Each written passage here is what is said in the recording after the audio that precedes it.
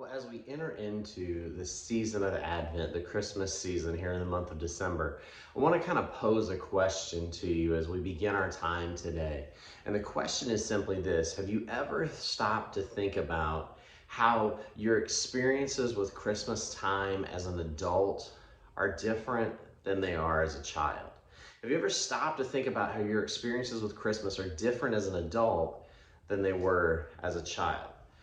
Now, if we were to exchange stories as adults, chances are our experiences would probably be vastly different. But if we exchange our experiences as children, chances are our experiences are probably going to be very similar. For example, as kids, we can probably remember that we agonized and we waited very impatiently oftentimes as we waited for Christmas morning. And maybe, your family had a calendar and there was kind of like this countdown that went through day by day, and you could mark it off as you got closer and closer. And I thought about this, like companies like Lego are making a fortune off of the fact that they can do these countdowns every year, and there's a unique one and a special one that families will buy. But if we really drill down to it, as a child, those days leading up to Christmas, they seemed like the longest days ever. They seem like the longest days ever. They never seem to get here quick enough. But as an adult, when somebody stands up and says, hey, it's 3 weeks until Christmas, what happens? We don't have a sense of excitement. We don't have a sense of like, oh my goodness, I can't wait. We have a sense of panic and sheer like, oh my gosh, what am I going to get for everybody on my list? Maybe today, for some of you, when I said that, you realize, oh, we're almost to Christmas right now. And so because of that, I need to start thinking about my Christmas list, or I need to start my shopping, or maybe I need to finish my shopping, or maybe I still need to find that special gift. But here's the thing about Christmas is no matter how long it takes to get there, or no matter how quickly it seems to come, we always get there, don't we? We always get there. You see, you could say it this way, that there's a promise of certainty that Christmas morning would come. There's a promise of certainty that Christmas morning would come. And with that thought in mind, I want us to just take a moment, and I want us to have just a moment of confession. And in this moment of confession, I won't tell anybody if you respond. Nobody else will know if you respond to yourself. But I want you to think back to your time as a child. And I want you to think back specifically to the presents that your parents bought for you. Now, chances are, if you're anything like me, you were an inquisitive child. And how many of you would go on a search for the gifts that your parents purchased for you? Chances are probably several of us, right? How many of you as a kid actually found the presents that your parents had purchased for you? You see, my parents always hid the gifts in the exact same spot. And so once I found it, which was pretty early on, probably like 6, maybe 7, 8, somewhere in that ballpark, I never had to look for them again because I knew where they were. And so how many of you found those gifts? And then how many of you were actually bold and courageous enough to get those gifts out of the hiding place, wherever they were, and to actually maybe potentially even play with them once you found them? Now, chances are as you got older, you couldn't really do that, but maybe as a young child, you found the gifts, you pulled them out, and you started playing with them. And then there's one more that I want you to think about. How many of you not only got the gifts out and played with them, but maybe, and of course it was accidental, broke the gift and then put it back in the box before Christmas? And then when you opened it, you were like, oh, it must have gotten broken in shipping or in transport or something like that, and so I need to get a new one. Yeah, chances are there are probably some of you out there that did that. But as you think about this, and as we transition a little bit this morning, how many of you would actually say, hey, there's a dramatic set of waiting that set up the very first Christmas as well? Did you know that there was a dramatic set of waiting that actually set up the first Christmas as well? You see, for several years, there was this Jewish remnant of individuals who waited every single day with the anticipation that we waited with as a child for Christmas morning. They waited on the anticipated arrival of the Messiah. And they lived every single day in obedience to God, complete and total obedience to God, because they believed that maybe today could be that day that the Messiah arrived. And so they wanted to make sure they were without blemish or without fault. But unlike the certainty of Christmas coming every single year, this went on from generation to generation.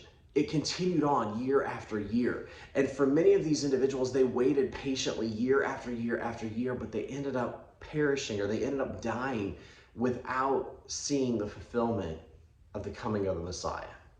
In other words, for them, there was no fulfillment. It never came to fruition. And you see other Jews that had watched this, they said, no, that's foolish. We've waited for generations and generations, and the Messiah is not coming. And so they abandoned their practices. They abandoned this lifestyle because they said, hey, it's all just a big hoax. It's a mess. It's never going to come true. But here's the thing, despite their unbelief of several of them that left and stopped practicing these things, there was still a group that earnestly waited year after year, day after day, and believed that the Messiah was coming. And so they practiced their due diligence. They did everything that they could do. And today, as we begin this new series, I want to introduce you to two people that come to us specifically in the Gospel of Luke. Now, the Gospel of Luke, we know, many of us know this, it tells the amazing birth story of Jesus. It's the birth story that many of us focus on and read every year at Christmas. But Luke is the third gospel of this four. So there's Matthew, Mark, Luke, and John. Luke is the third gospel that appears to us in the New Testament. And we're going to pick up in verse 5 of chapter 1 today. But before we dive into the word, I want to kind of give you, kind of some thoughts to think about.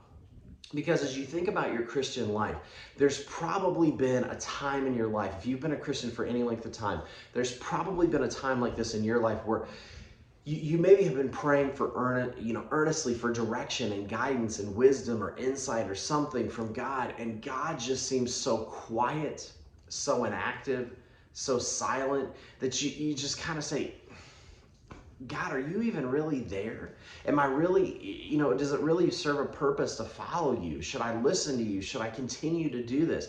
And here's the beautiful thing is, if that describes you today, where you're sitting there and you're trying to get discernment, you're trying to get insight, you're trying to get wisdom, you're trying to get something from God, then I want you to know that the Christmas story is written for you. It's written specifically with you in mind, because the characters that we're going to explore today, they could be a reflection of your story. It could be a reflection of my story today. Because in Luke chapter 1, picking up at verse 5, here's how the story begins. It says, in the time of Herod, king of Judea, there was a priest named Zechariah who belonged to the priestly division of Abijah. Now his wife Elizabeth was also a descendant of Aaron. Now, this is important to understand that this is the same Herod who killed all of the firstborn sons. This is the same Herod that killed all the firstborn sons. And it's also important to note that both Zechariah and his wife Elizabeth were of the priestly line of Israel.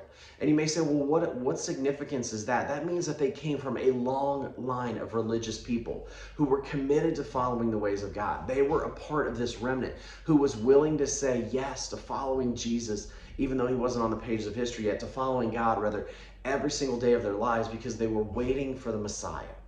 Luke continues on in verse 6. He says, both of them were righteous in the sight of God, observing all the Lord's commands and decrees blamelessly. Observing the Lord's commands and decrees blamelessly. Now, this is really important because Luke, who had thoroughly investigated everything about the life, ministry, death, and resurrection of Jesus, he was basically saying, hey, I want you to understand, I want you to look at these two people. It's like God is looking down at these two people and saying, hey, there are two people that are doing it right. There are two people that understand what it means to follow God. There are two people who get it. And this simply means that this company, these two individuals, that Zechariah and Elizabeth, this couple was not simply reading about the Old Testament, but rather, and here's the thing, is many people would read about them, but they didn't like to do them. But it was like, hey, we're not just reading about them, we're actually doing them. And this was incredibly challenging for people at this time to follow these laws, to follow these rules. But here was two people that were actually doing it. Now, I want you just to think about this for a second. This means that these two people, Zechariah and Elizabeth, these were two people that nobody had anything against them. Nobody had anything that they could hold against them. Why? Because they were living their life on a belief of a promise that was to come. A promise that was made a couple thousand years before. They believed that it would come true. And in fact, here's probably one of the most fascinating things.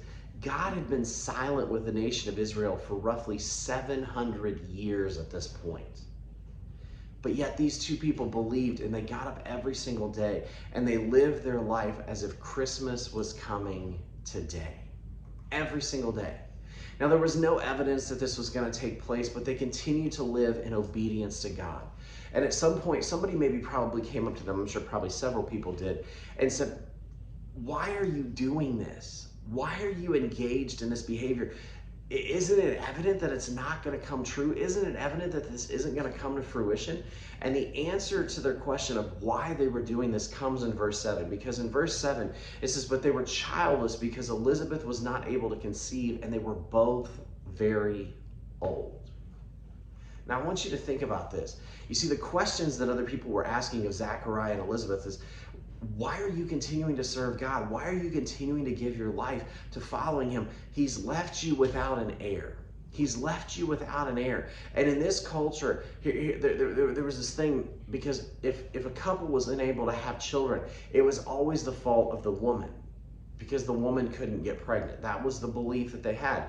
And this culture actually devalued women. I'm sorry, ladies, but this is the way it was. So much that they believed that the only thing a woman was good for was to have children.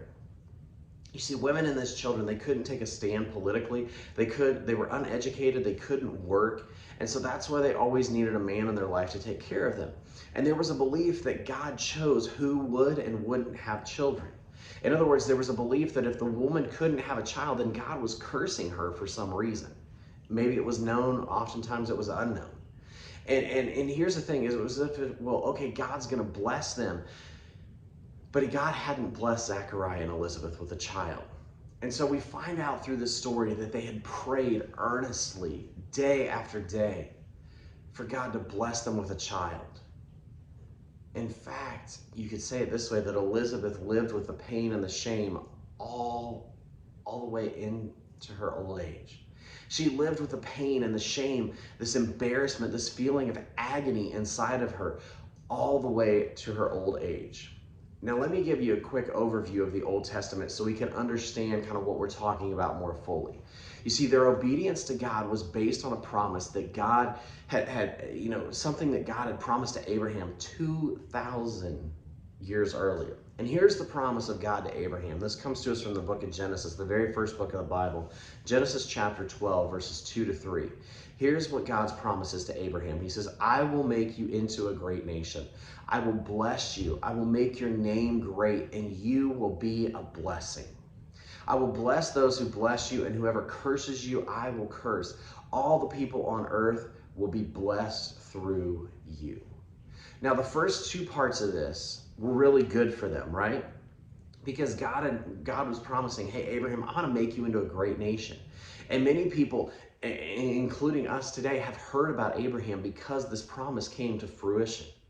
But towards the end of this particular verse, specifically verse 3, this understanding kind of begins to break down, because God is telling, hey, Abraham, I want you to understand that everyone is going to be blessed through you.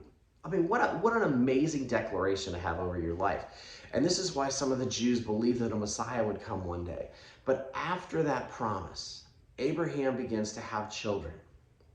And he becomes the great nation of Israel.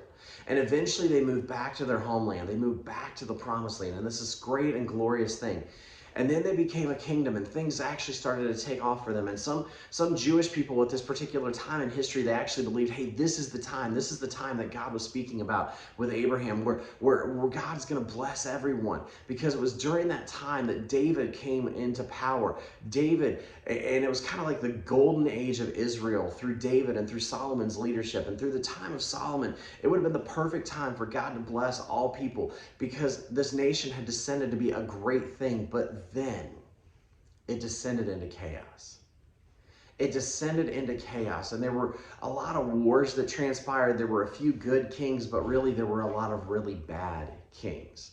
And in fact, during the time of Solomon, Zechariah and Elizabeth and the nation of Israel, between the time of Solomon and between the time of Zechariah and Elizabeth that we're looking at today from the Gospel of Luke, the nation of Israel actually changed hands over 25 times. Over 25 times. In fact, the Syrians, the Babylonians, the Greeks, the Persians, they all took over the nation of Israel during that sequence. And so in other words, the nation of Israel had no clout. It had no army. They were exiled for 70 years at one point. In other words, they became less and less of a factor in the events of the world. And so the question that many people were wrestling with is, how can this group of people be the ones that God says, hey, I'm going to use you to bless other people? How can it possibly be? They have no wealth. They have no influence. They have no future. How could this possibly be? And there was a belief that not only it would happen, but there was a belief that it couldn't happen. And then, to add insult to injury, in 65 BC, and this was probably the most decimating piece of the history to this particular understanding, Pompey the great Roman general, he marches into Jerusalem and he begins to occupy the city again.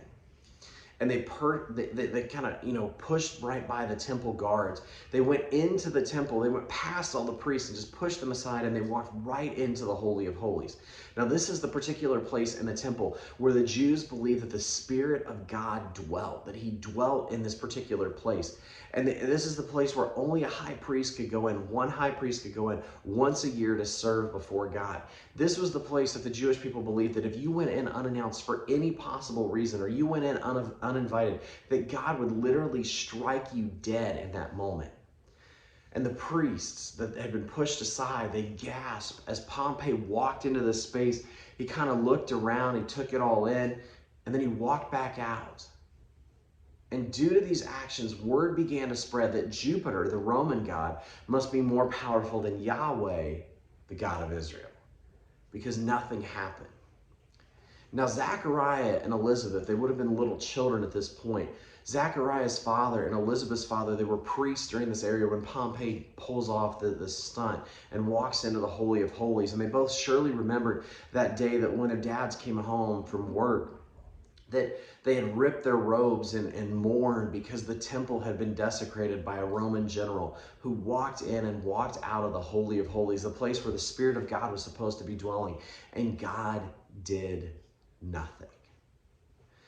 But despite that knowledge, Zechariah went into the priesthood himself. He wanted to serve God with all his life. And he married Elizabeth, who was committed to the same lifestyle, to the same way of living. But the tension still remained. How could this tiny little conquered nation with no clout and no army and no future and no influence impact the entire world? Because they were just hanging on by a thread simply to exist. How would they possibly impact the whole world? And during this time, a countless number of Jews, they turned away from temple worship. They turned away from their belief in God. And they turned to the ways of the Greeks and the Romans because they said, it's surely over for us. But despite the opposition, despite the belief that God had abandoned them, Zechariah and Elizabeth held their course. Zechariah and Elizabeth held their course. And this is the reason that I think Luke begins his story with this story, because this was the beginning of something that was brand new. This was the beginning of something that would ultimately result in the fulfillment of God's promise to Abraham that had taken place years before. And this is the reason that this story is so important today, because there are times that we wonder, is God really active? Is God listening? Does God even care about me? And here's what we're going to discover through this Christmas story. That when we wrestle with that tension, is God active? Is God listening? Does God care about me? As we listen to the Christmas story, what we're going to discover is that the answer is a resounding yes. It's a resounding yes. Luke continues on in his gospel, verses 8 and 9 of chapter 1. He says, once when Zechariah's division was on duty, he was serving as priest before God. He was chosen by lot, according to the custom of the priesthood, to go into the temple of the Lord and to burn incense. Now, there were 23 groups of priests who basically would gamble as to who would be chosen to enter the temple. Because even though Pompey had desecrated it, they still believed that this was the practice, this was what they were supposed to do. And so there was 23 groups of priests that would gamble as to who got to enter the temple. And this was something that may happen once in the lifetime of a priest.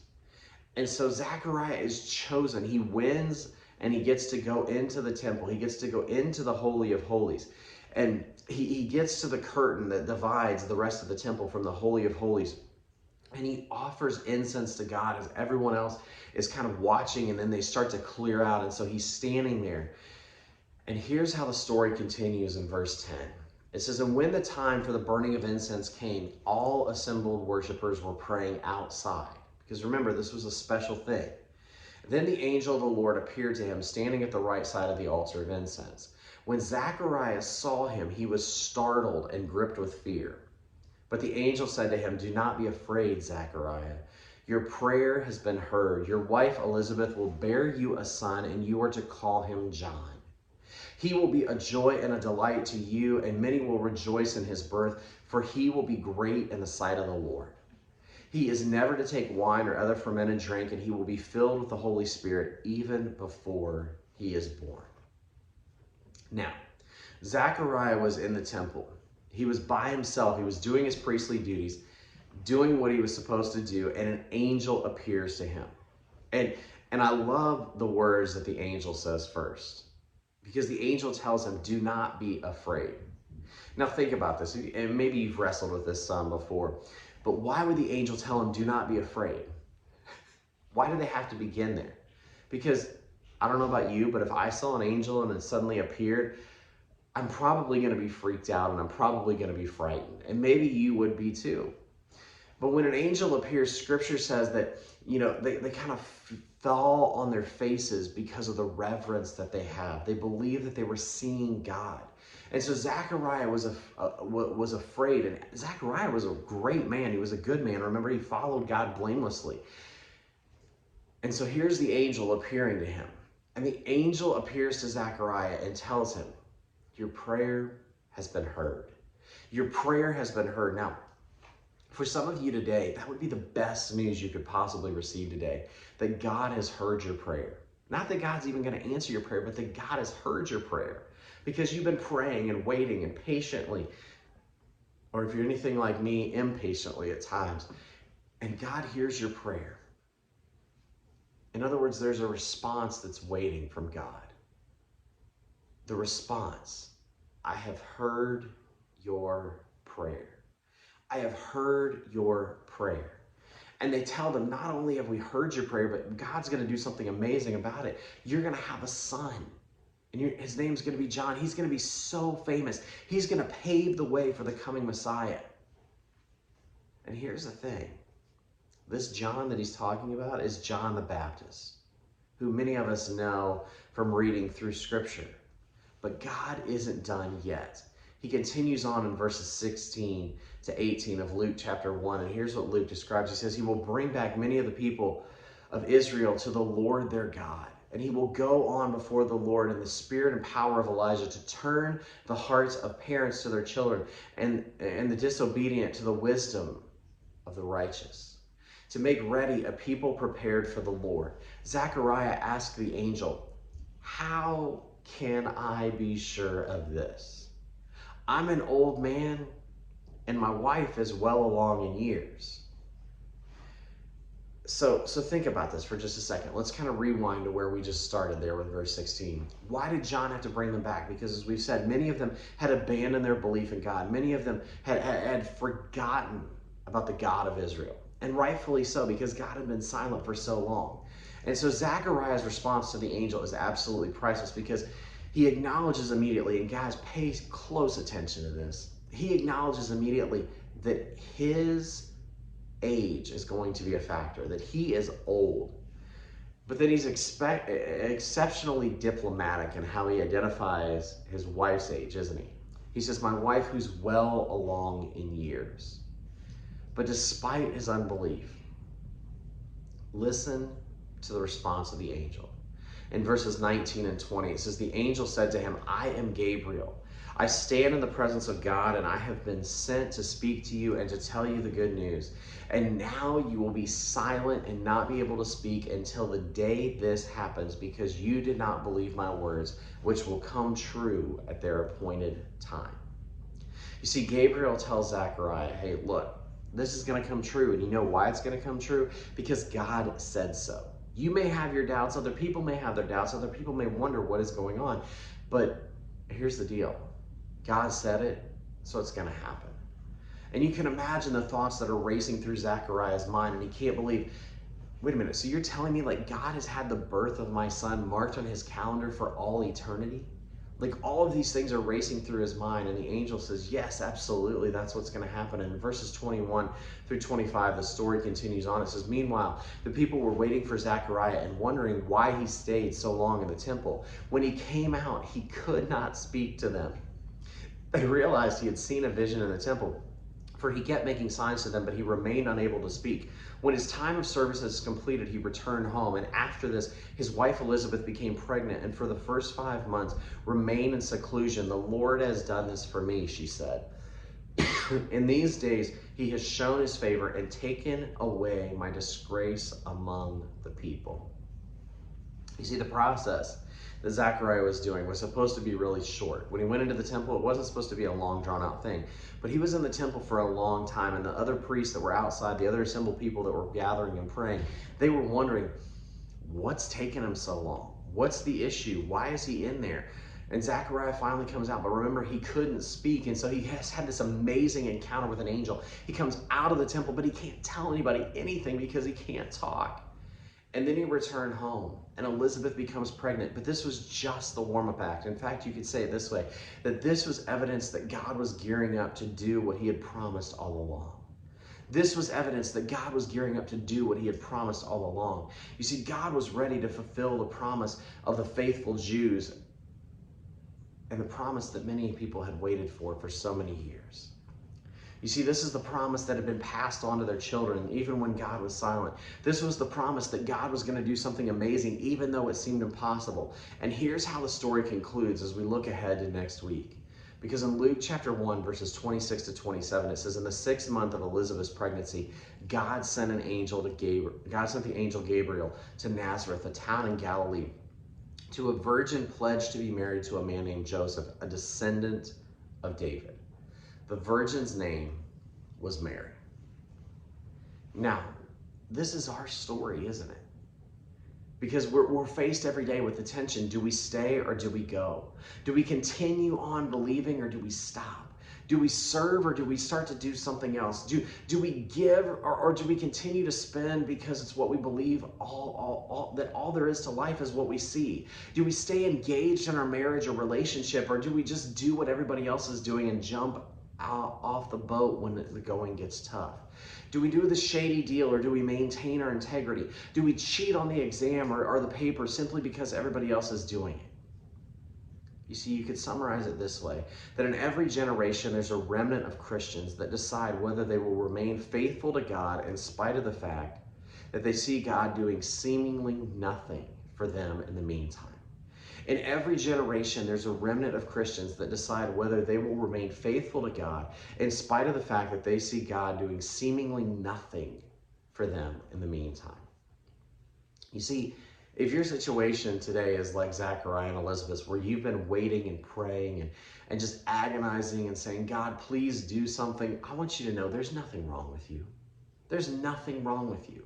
Your story is similar to Zechariah and Elizabeth. Why? Because we oftentimes sit there and we say, we can't imagine how God would possibly use me or how God would possibly use a situation.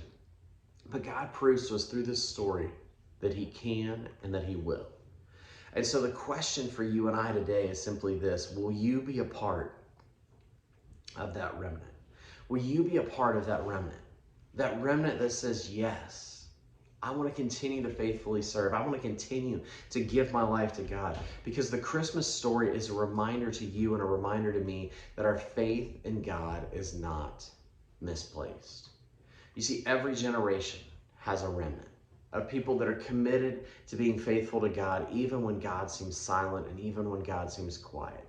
Will you be a part of that remnant today? Let me pray for you.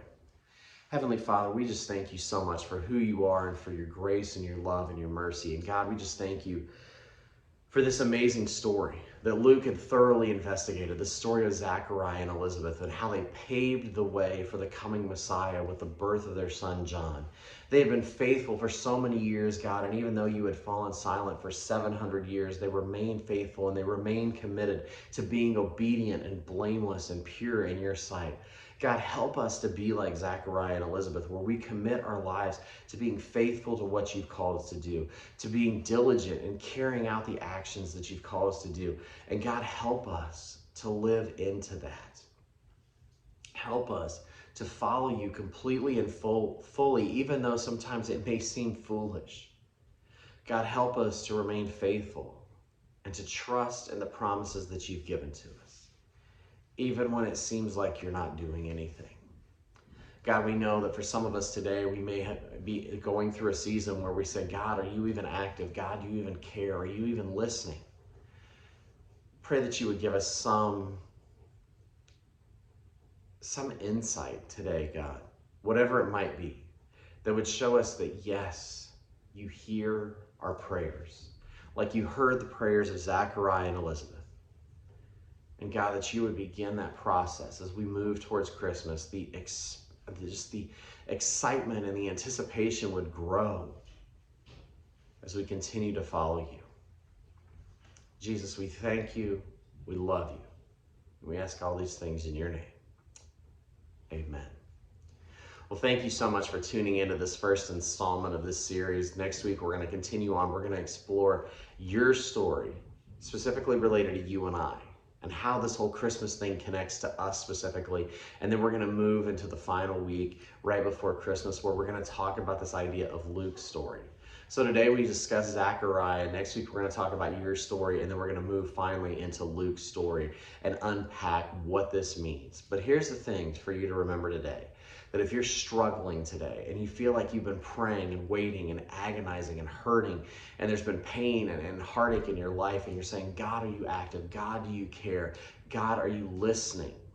Know that the answer is a resounding yes, because of the Christmas story that we're going to explore over the next 2 weeks. So with that, have a great and amazing rest of your day and a wonderful week. We'll see you back here next week for part 2 of our series, The Thrill of Hope. Have a great day.